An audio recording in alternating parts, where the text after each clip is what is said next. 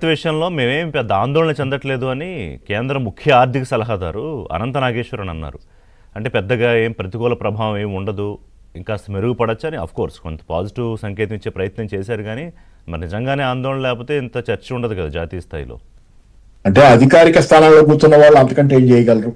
చేయటానికి ఏం లేనప్పుడు ఆందోళన ఏం లేదని చెప్పడం, భయపడకండి అని చెప్పడం తప్పితే, దేవుడి మీద భారం వేసి ఉండండి అన్నట్లుగా చెప్పడం తప్పితే చేయగలిగింది ఏమి లేనప్పుడు అలాగే చెబుతారు. మరి అంతకంటే భయపడండి అని వాళ్ళు చెప్పలేరు కదా. భయపడాల్సింది మనం. భయం మనకుంటాం సహజంగా. మార్కెట్లో ధరలు పెరుగుతున్నా, ఇతరత్ర సమస్యలు వస్తున్నప్పుడు రూపాయి పతనం వల్ల ఆందోళన చెందేది మనం. రెండోది ఏంటంటే ఇక్కడ నేను అనేది ఒకటే, అంటే నేను ఖండించడానికి కాదు, కానీ నేను I want to clarify my position. America కూడా ట్రేడ్ డెఫిసిట్ గురించి ట్రంప్ మాట్లాడటం అనే మాట వచ్చినప్పుడు, అమెరికాకి అందుకే కదా ట్రేడ్ డెఫిసిట్ ఉండబట్టి అప్పులు అవుతున్నాయి. అప్పులు చేసి కొనుక్కుంటుంది. అది విదేశాల నుంచి సరుకులు ఎలా దిగుమతి చేసుకుంటుంది. అమెరికాకి 37-36 లక్షల కోట్ల డాలర్ల అప్పు ఎందుకు అయింది?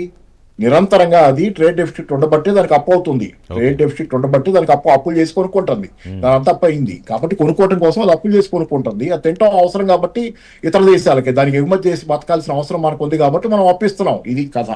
తర్వాత సరే ఏదేమైనా కానీ ఏంటంటే ఓవరాల్ గా కరెన్సీల విలువలు ఇప్పుడు రూపాయి బలహీనంగా ఉందంటున్నాం, డాలర్ బలంగా ఉందంటున్నాం.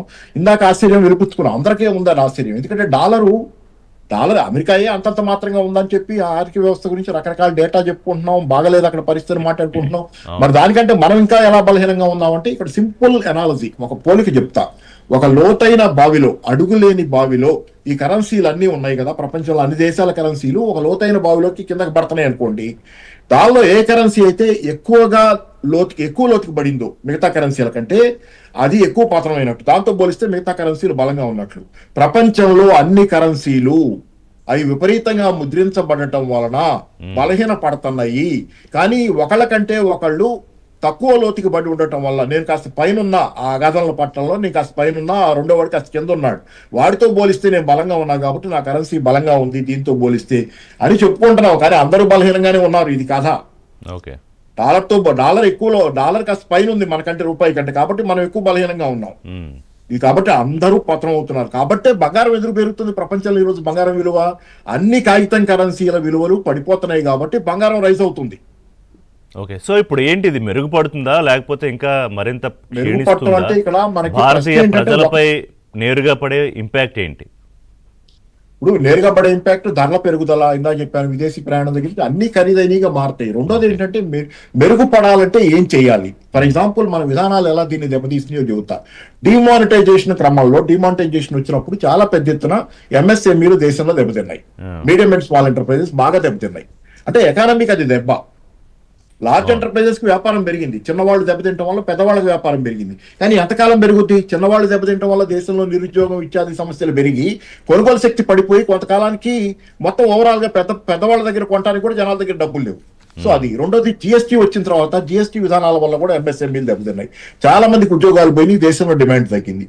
మూడోది భారత ప్రభుత్వ విధానాలు మొత్తం సప్లై సైడ్ ఎకనామిక్స్ ఉన్నాయి. అంటే కార్పొరేట్లకి ఇవి ఇస్తే, కార్పొరేట్ల బాగోగులు బాగా చూస్తే, అంటే మనం కార్పొరేట్ ట్యాక్స్ తగ్గించారు. 2019లో 32% ఆర్డర్ ఉన్నదాన్ని 10% తగ్గించేశారు. దాంతో కార్పొరేట్లకు రాయితీలు ఇస్తే వాళ్ళు పెట్టుబడులు పెడతారు, ఉద్యోగాలు వస్తాయి అంటున్నారు.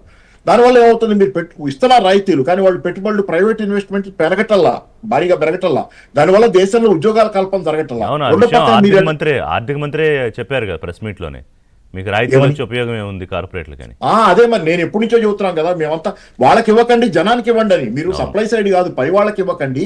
పబ్లిక్ డిమాండ్ పెంచాలంటే పబ్లిక్ ఇవ్వండి. ఇప్పుడు జాతీయ ఉపాధి హామీ పథకం ఉంది. 210 రూపాయలే మీరు ఇచ్చేది వాడు కూలి చేస్తే ఒక రోజు పోతే. కానీ కోట్లాది మందికి ఆ 210 రూపాయలే దేశ ఎకానమీకి పెద్ద బూస్ట్ అది.